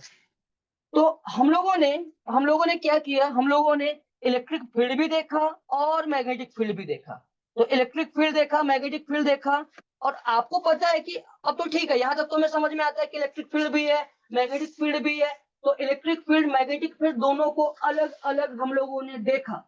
इलेक्ट्रिक फील्ड की अलग स्टडी की, कहाँ की, जस्ट पहले वाले में की हम लोगों ने। इसके बाद हमने स्टडी की किसके बारे में, मैग्नेटिक फील्ड, जो कि बिल्कुल सेम है, एज इट इज है, कि एक्स माइनस ओमेगा टी के जैसा सॉल्व करते हैं, जैसे इलेक्ट्रिक फील्ड वैसे ही सॉल्व करते हैं। यहाँ वहां ई देते थे, यहाँ बी देते थे, बस फर्क इतना सा था कि ई वाई में था, बी जेड में था। ये दोनों को अलग अलग पढ़ा हमने। अब जब दोनों को कंबाइन कर दिया जाए तो क्या होता है, तो वो क्या होता है, तो मैं बोलूंगा वो होता है इलेक्ट्रोमैग्नेटिक वेव। तो वही है हमारा, इन दोनों को कंबाइन करके पढ़ रहे हैं हम लोग। देखो दिख रहा है ना हमें, कंबाइन करके पढ़ता हुआ। तो अब अगर इसे ध्यान से देखो तो कुछ और बातें करने वाला हूं यहाँ पर। इक्वेशन के बारे में तो हमें समझ में आ ही चुका है। तो अगर मैं बोलूंगा ये y है, ठीक है, तो ये हमारा y है। वेव प्रोपोगेट कर रहा है किधर, ये प्रोपोगेट कर रहा है x की तरफ, और ये हमारा z है। जरा बताओ ये किसका है, ये कौन सा वाला है, कमेंट करो। ये कौन सा है, ये है ई नॉट वाई। सभी को समझ में आ गया।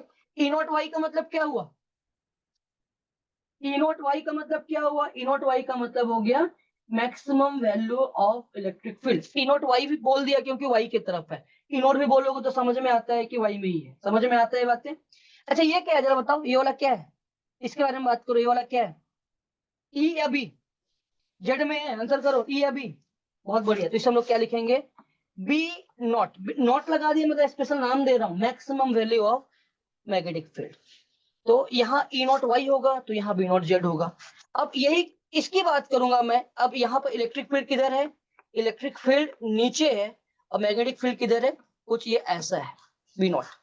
ये जेड में ऑसिलेट कर रहा होगा, तो कभी इधर रहा होगा तो कभी इधर रहा होगा। देखो नीचे का वेव बनाओगे ऐसे ही तो बनाओगे वेव, और ऊपर का बनाओगे तो कैसा बनाओगे, कुछ ऐसा, कुछ ऐसा। तो दिख रहा है ना दोनों के बीच का एंगल कितना है, दोनों के बीच का एंगल है 90 डिग्री। लेकिन मैं आपको, ये तो हमने सर स्टार्टिंग से देखते आए हैं, स्टार्टिंग ही से किया था, इलेक्ट्रोमैग्नेटिक वेव समझाया था कि देखो एक फ्लोर में ऐसे ऐसे ऐसे जा रहा होगा, एक वॉल में ऐसे ऐसे ऐसे जा रहा होगा। लेकिन बात कहाँ करने वाले हैं हम लोग, अगर आप इक्वेशन को भी देखो ध्यान से, ठीक है, थोड़ा सा यहाँ पर फोकस मत करना, ये थोड़ा सा पता नहीं चल रहा है। यहाँ मैं अलग से लिख देता हूँ इसे, E equal to E not sine of के एक्स माइनस ओमेगा टी लिखा था हम लोगों ने, एंड बी इक्वल टू लिखा था, ये वाई में था ये जेड में था, तो ये लिखा था हम लोगों ने B nought of sine of के एक्स माइनस ओमेगा टी। ये इक्वेशन हुआ करता था इलेक्ट्रिक फील्ड इन वाई का and magnetic field in Z का। अब इन दोनों को ध्यान से देखो, मैथमेटिकली भी दिखाऊंगा, डायग्राम से भी दिखाऊंगा। अगर मैं मैथमेटिकली बात करूं तो देखो एक्स का वैल्यू 0, टी का वैल्यू 0, साइन 0, साइन 0 का वैल्यू 0। सिमिलरली एक्स का वैल्यू 0, टी का वैल्यू 0। अगर यहाँ बात करूं मैं, जैसे जैसे एक्स टी दोनों में वेरी करेंगे, तो आपको क्या दिख रहा होगा, आपको दिख रहा होगा कि दोनों के दोनों, यानी इलेक्ट्रिक फील्ड मैग्नेटिक फील्ड एक साथ 0 होते हैं, एक साथ मैक्सिमम होते हैं। दिख रहा है ना आप लोगों को, यहाँ पर इक्वेशन से भी देख सकते हो, यहाँ भी देख सकते हो। फिर से देखो, यहाँ पर देखो, इलेक्ट्रिक फील्ड मैग्नेटिक फील्ड एक साथ 0 होते हैं, और इलेक्ट्रिक फील्ड मैग्नेटिक फील्ड दोनों के दोनों एक ही साथ एक ही लोकेशन पर मैक्सिमम होते हैं। दिख रहा है ना आप लोगों को यहाँ पर। फिर से वही कहानी, यहाँ भी देखो, ये ऐसा है तो देखो ये ऐसा है, इसका साइज ऐसा तो इसका साइज कुछ ऐसा, यानी दोनों के दोनों एक साथ एक ही फेज में रह रहे हैं। तो यहाँ से हम लोग क्या कंक्लूजन ड्रॉ कर सकते हैं, तो हम लोग कंक्लूजन यहाँ से ये हो सकता है, phase constant of electric field and magnetic field will always remain same. इसका क्या मतलब हुआ, phase constant of electric field magnetic field always remain same से क्या मतलब हुआ, इसका मतलब ये हुआ कि यहाँ पर दोनों के बीच का जो डिफरेंस है, फेज कांस्टेंट की बात कर रहे हैं हम लोग, तो फेज डिफरेंस 0 है। फेज का क्या मतलब होता है, फेज हमें ये बताता है कि जैसे कि मान लो मैं बोलूंगा 2 स्टूडेंट हैं, फेज का मतलब समझाता हूँ एक नॉर्मल लाइफ से, ठीक है। मान लो मैं बोलूंगा 2 स्टूडेंट है, 2 स्टूडेंट है। अब एक स्टूडेंट हो सकता है कि 9:15 में क्लास आया, दूसरा स्टूडेंट हो सकता है आप आए होंगे 7:30 में आए होंगे, और आपका कोई दोस्त होगा जो 9 बजे आ रहा है, 9 AM में आ रहा है। तो मैं बोलूंगा आप 1.5 आवर्स फेज वाइज बात करूं आगे है आप, समझ में आया। तो अब मैं बोलूंगा आप फेज में कैसे है उससे आगे चल रहे हैं, क्योंकि आप पहले आए हुए हैं उस लोकेशन पर।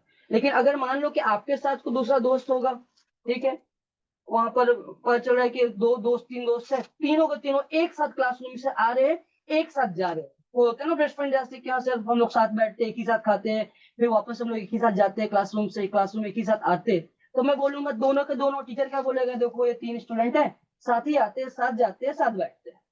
तो मैं बोलूंगा तीनों के तीनों कैसे है, सेम फेज में है, या इनके बीच का फेज कांस्टेंट कैसा है, सेम है। तो बस वही बातें हो रही है इलेक्ट्रिक फील्ड और मैग्नेटिक फील्ड के बारे में। माने कि इलेक्ट्रिक फील्ड वाई में आ रहा है, मैग्नेटिक फील्ड जेड में आ रहा है, फिर भी दोनों कैसे है, बेस्ट फ्रेंड की तरह ही है, एक साथ मैक्सिमम होते हैं, एक साथ जीरो होते हैं। तो क्या फेज का मतलब समझ में आ गया आप लोगों को, क्या होना चाह रहे हैं यहाँ पर? फेज का मतलब है दोनों एक साथ मैक्सिमम, एक साथ मिनिमम, या एक साथ किसी भी लेंथ को अचीव कर रहे होते हैं, किसी भी वैल्यू को अचीव कर रहे होते हैं। तो कितनों को फेज का मतलब समझ में आ गया?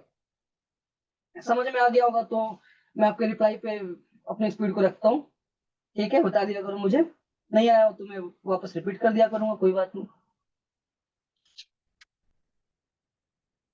ठीक है, तो यहाँ से आप लोगों को फेज का मतलब समझ में आ रहा है।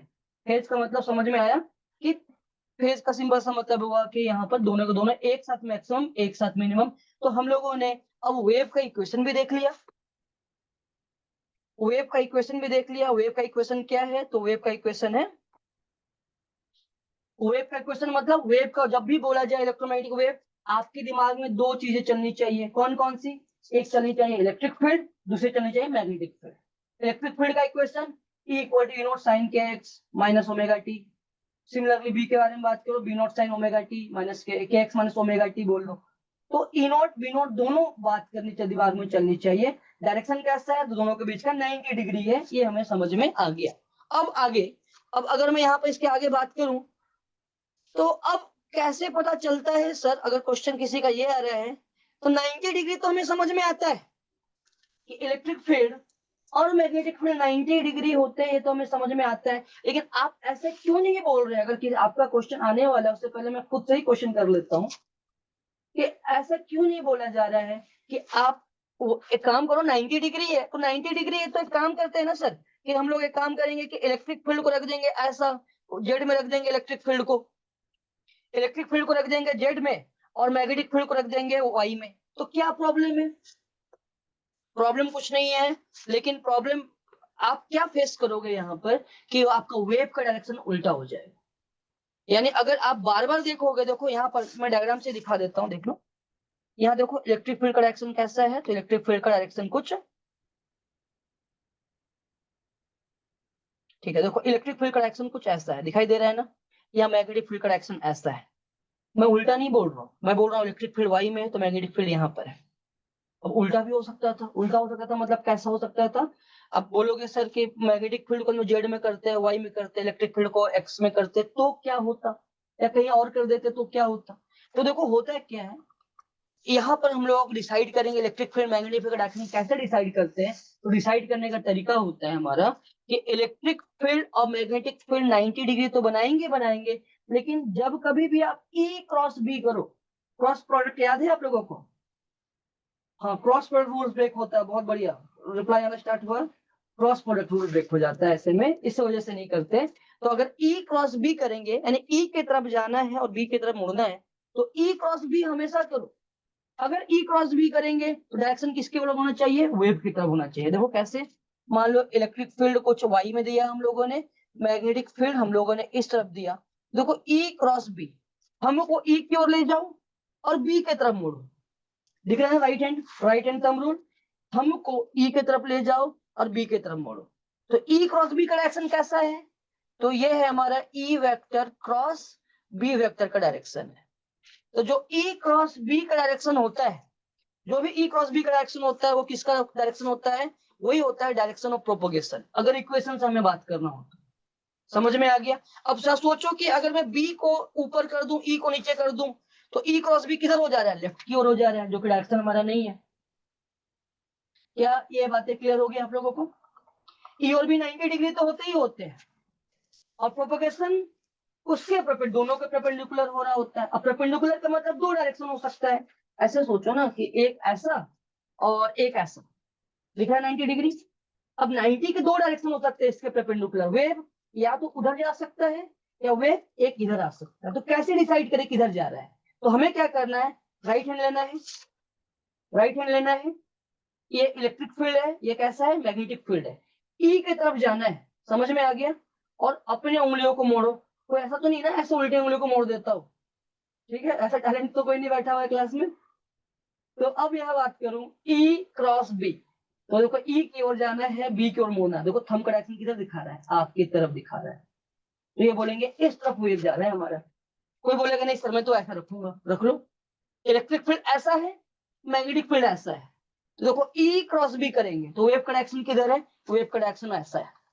ऑब्वियस बात, अगर टॉर्च दे दूं मैं तो क्या फिक्स रहेगा क्या डायरेक्शन, सोचो, आपकी मर्जी, आप जिधर चाहो उधर दिखाओ लाइट, लेकिन लाइट जिधर जा रहा है कैसे डिसाइड करेंगे इलेक्ट्रिक फील्ड मैग्नेटिक फील्ड में, तो ई क्रॉस बी कर लो, तो direction of E cross B gives us direction of wave propagation. तो कितनों को ये पॉइंट समझ में आ गया, direction of propagation. Okay sir, no sir, कुछ भी रिप्लाई कर देना, ठीक है, हमारी अच्छे से समझ में आ रहा है, ओके बोल रहे हैं, इधर बोलो बाकी, यस सर, ठीक है। तो क्लियर हो चुका है आप लोगों को कि डायरेक्शन ऑफ वेव कैसे डिसाइड करते हैं, ई क्रॉस बी से, ठीक है, लिख लेना इसे, डायरेक्शन ऑफ प्रोपगेशन, शॉर्ट में लिख लेना, लॉन्ग नोट्स में दे दूंगा आप लोगों को, direction of propagation decided by E cross B, इसे लिख लेना आप लोग, ठीक है, ई क्रॉस बी। तो अब हम लोगों ने इलेक्ट्रिक फील्ड के बारे में देखा, इलेक्ट्रिक फील्ड के बारे में देखा, मैग्नेटिक फील्ड के बारे में देखा, ई का maximum value E nought, B का मैक्सिमम वैल्यू बी नॉट, क्या इनके बीच में कोई रिलेशन है, तो आंसर है हाँ। इसे फॉर्मूले को बॉक्स बना के लिखना, ठीक है, फॉर्मूला क्या है, E not by B naught equal to C. सिर्फ दो फॉर्मूले दूंगा मैं, दोनों फॉर्मूले में से कोई एक फॉर्मूला आना ही आना है, हर साल आता है, या तो यहाँ पूछेंगे या यूनिट एंड डायमेंशन में पूछ लेते हैं कई बार ये लोग, बोलेंगे what is the units of E not by B nought, क्या बोलोगे आंसर बोलो, सी, सी मतलब स्पीड ऑफ लाइट मीटर पर second, L T minus one, पूछा जाता है, ठीक है, इंपॉर्टेंट क्वेश्चन है, ठीक है, तो लिख लेना आप लोग E not by B naught equal to C. तो ई नॉट और बी नॉट अलग अलग पढ़ा, दोनों को कंबाइन कर दिया गया, वो भी समझ में आया, डायरेक्शन में बात की गई कि कैसा ई कैसा बी, ये भी बात किया गया, ई क्रॉस बी किसका डायरेक्शन देता है, वेव का इक्वेशन देता है, वेव का डायरेक्शन देता है। अब E not by B not की बात करो तो E not by B not का वैल्यू किसके बराबर होता है, तो सी के बराबर होता है। सी क्या है, तो C is a speed of light, अभी भी निकाला था ना हम लोगों ने। अब speed of light in a vacuum that is equal to 3 into 10⁸ metre पर सेकेंड। अगर मान लो कोई और मीडियम हो जाए तो क्या होगा, तो ठीक है, जो मीडियम की स्पीड होगी वो लिखेंगे हम लोग, ठीक है, तो लिख लेना आप लोग E not by B naught is equal to C, E not by B naught is equal to C. समझ में आ गया, E not by B naught equal to C, किसी को डाउट है क्या, सिर्फ दो फॉर्मूला है, ठीक है, दो फॉर्मूला मतलब इस चैप्टर में दो फॉर्मूले हैं, पुराने फॉर्मूले आएंगे तो याद तो करना पड़ेगा हमें, ठीक है, पुराने फॉर्मूले कुछ आएंगे तो E not by B naught is equal to C, clear हो गया, एक फॉर्मूला ये रहा। दूसरा फॉर्मूला कौन सा है, तो इलेक्ट्रोस्टैटिक में आपने म्यू नॉट पढ़ा, एप्सिलॉन नॉट पढ़ा था, याद है, के Q1 Q2 by are square, के का वैल्यू 1/4 का एप्सिलॉन नॉट हुआ करता था, epsilon not permeability of free space, ये सब पढ़ा था ना हम लोगों ने।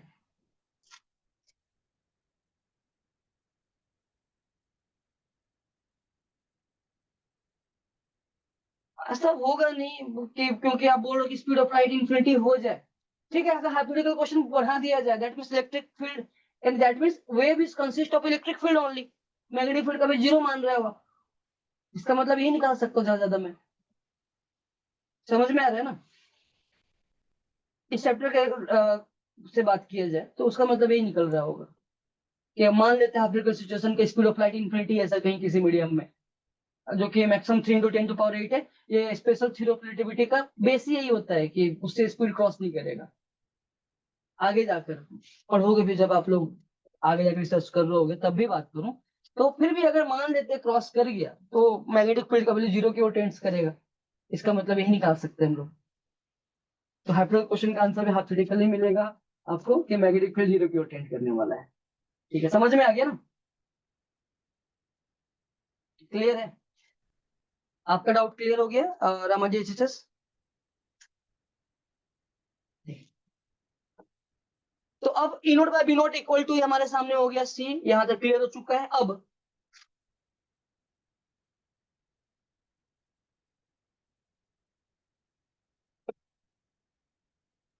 एक रिलेशन और है, इस रिलेशन को देख लेना आप लोग। रिलेशन कौन सा है? ये 1 divide by root over mu nought by epsilon nought. 1 by root over mu nought by epsilon nought, ये भी किसके बराबर होता है? सी के बराबर होता है। ठीक है, 1 divide by mu naught divide by epsilon nought. ठीक है, इस फॉर्मूला को देख लेना, नोट डाउन कर लेना। C equal to 1 divide by root over mu nought by epsilon nought. Root over mu nought by epsilon nought. अब म्यू नॉट, देखो ये क्वेश्चन इंपॉर्टेंट है, लास्ट ईयर भी पूछा गया था और इसके बाद कई बार पूछा गया है। मेंस के पेपर अगर कोई दे रहा होता है तो मेंस के पेपर में तो समझ लो कि कोई शिफ्ट है आपका, टोटल 10 शिफ्ट है, 10 में से एक शिफ्ट में तो देखने को मिल ही जाता है हर बार। यूनिट डायमेंशन का क्वेश्चन है, कई बार देखने को मिलता है, इसलिए इसे स्टार मार्क कर रहा हूँ मैं, इस क्वेश्चन को स्टार मार्क कर रहा हूँ। हालांकि मैं बहुत कम करता हूँ क्वेश्चन को स्टार मार्क, लेकिन फिर भी देखो कि अगर मैं बोलूंगा म्यू नॉट एप्सिलॉन नॉट क्या हो जाएगा, जरा सोचो।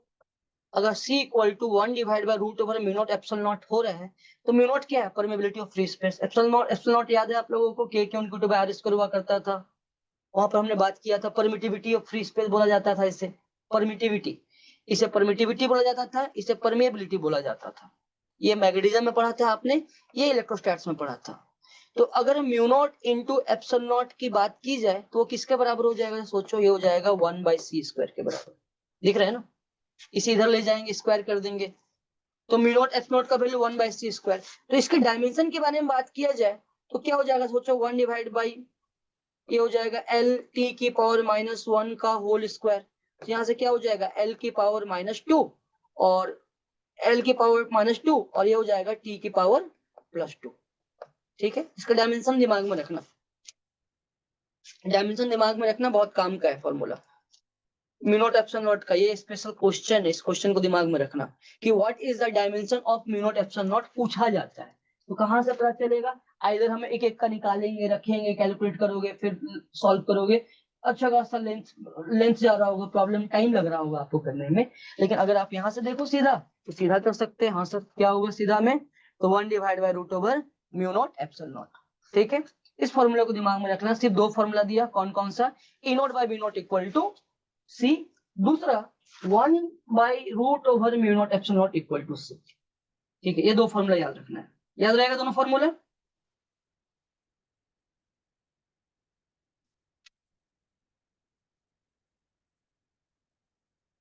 ठीक है। The vacuum of E and B property, then vacuum is not free actually.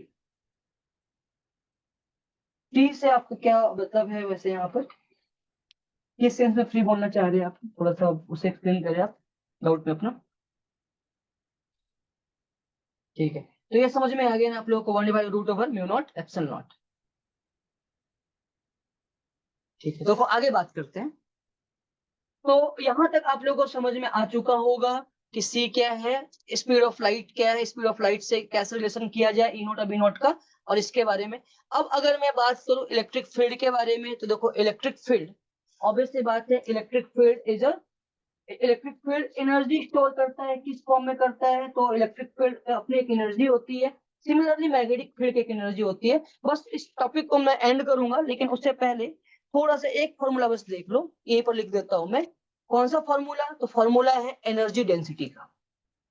Energy density क्या होता है? तो दो तरह के एनर्जी, यानी कोई वेव जा रहा है, सिंपल सा मतलब, अगर कोई वेव जा रहा है दैट मींस वेव के पास एनर्जी भी है। कौन सी एनर्जी है? तो मैं बोलूंगा ये एनर्जी दो की वजह से है। किसकी किसके वजह से है? तो पहला है इलेक्ट्रिक फील्ड की वजह से एनर्जी है, दूसरा किसकी वजह से है? तो मैं बोलूंगा दूसरा एनर्जी है मैग्नेटिक फील्ड की वजह से। तो क्या इलेक्ट्रिक फील्ड की एनर्जी हमने पढ़ रखा है कभी? तो आंसर है हाँ, हमने पढ़ा है, कैपेसिटर में पढ़ा होगा आपने, या फिर इलेक्ट्रोस्टैट्स में पढ़ा होगा। तो क्या था एनर्जी? तो एनर्जी डेंसिटी की बात करूं मैं, तो एनर्जी ने एनर्जी डेंसिटी की बात करूं मैं, तो देखो एनर्जी डेंसिटी होता है, यहाँ पर लिखना, थोड़ा सा इस टॉपिक को मैं अलग से लिख देता हूं, एनर्जी डेंसिटी। ठीक है, यू से डिनोट किया जाता है इसे, एनर्जी डेंसिटी। एनर्जी डेंसिटी का मतलब होता है total energy per unit volume. Total energy की बात नहीं करते, इनफाइनाइट स्पेस है तो इनफाइनाइट एनर्जी हो जाएगा, तो इनफाइनाइट की बात नहीं कर रहे हम लोग यहाँ पर। हम लोग ये बात करेंगे कि अगर ये लाइट जल रहा है ऊपर, तो एक यूनिट वॉल्यूम में उसकी क्या एनर्जी है। वही लाइट की एक्चुअल प्रॉपर्टी को बता रहा होगा किसी गिवन जगह पर या गिवन प्लेस पर। यानी मुझे पूरे अर्थ में कितनी एनर्जी आ रही है मुझे मतलब नहीं है, मुझे मतलब है सन से इस 1 मीटर क्यूब के वॉल्यूम में कितना एनर्जी इंसिडेंट कर रहा है। इससे हम लोग पता चलाएंगे कि हाँ सन की एनर्जी की क्या इंटेंसिटी है, बाकी चीजों के बारे में पता कर रहे होंगे हम लोग। तो बेसिकली एनर्जी, हमें एनर्जी का आइडिया, क्योंकि अगर मान लो कि मुझे कोई सोलर प्लेट है, मुझे चार्ज करना है सोलर प्लेट को, तो अर्थ में कितनी एनर्जी जा रही है उससे मुझे क्या मतलब है। मुझे तो मतलब इन चीजों से है ना कि मेरे घर के छत पर कितना एनर्जी आ रहा है और सन का। तो टोटल एनर्जी की बात नहीं करेंगे हम लोग बात किससे करते हैं, इसी वजह से एनर्जी पर यूनिट वॉल्यूम की बात करते हैं। समझ में आ गया क्यों पर यूनिट वॉल्यूम यूज किया गया है यहाँ पर। तो अगर मैं एनर्जी पर यूनिट वॉल्यूम के बारे में बात करूं तो इसे बोलेंगे यू से डिनोट किया जाता है।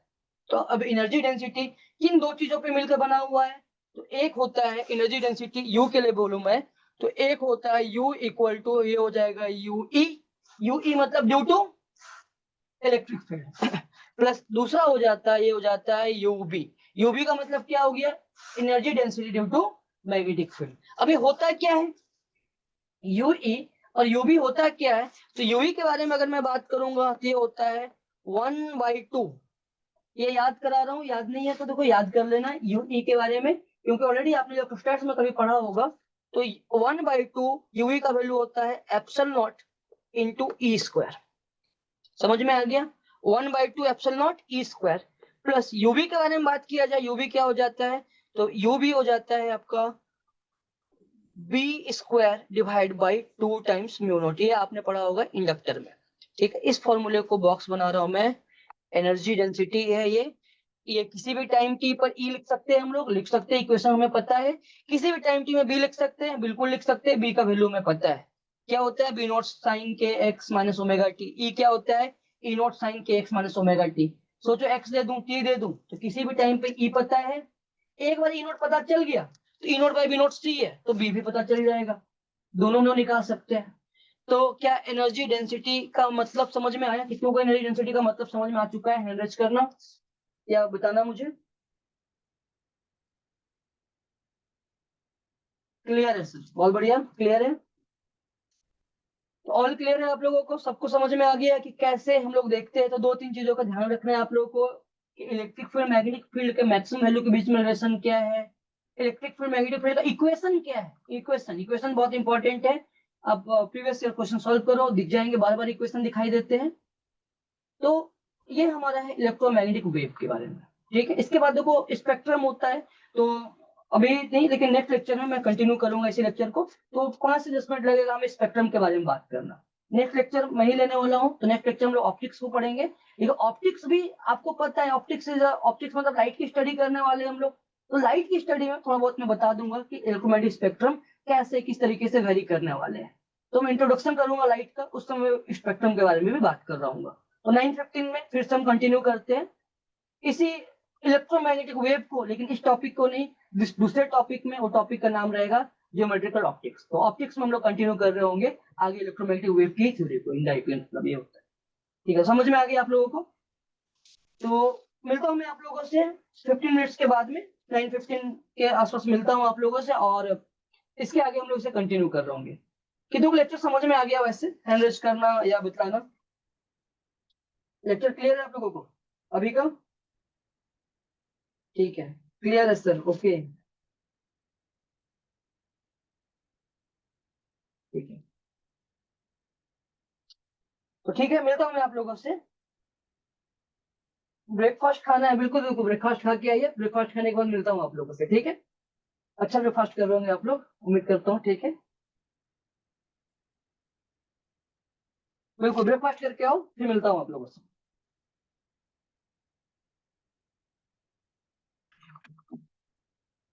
लॉग आउट मत करना, इसी लिंक से हम लोग आगे कंटिन्यू करेंगे, ठीक है।